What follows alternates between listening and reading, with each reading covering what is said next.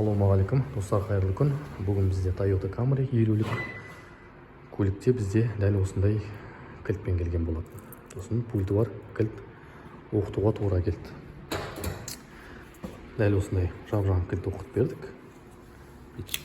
Басқан кезде ашып жабады. Кнопкалардың барлығын тексереміз. Жауып тұр, ашамыз. И багажникті басамыз. Багажник аша ма көрейік. Багажникте де ашты. Сосын американецтарда паник деген бар. Мына қызыл кілт, яғни бет басып тұрсаң, сигнал айқайлайды.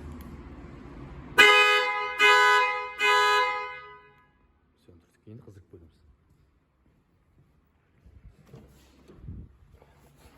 Бисмилля.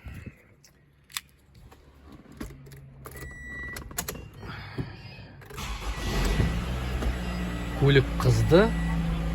Дәл осылай міне кілтті оқытып берген болатынбыз екінші.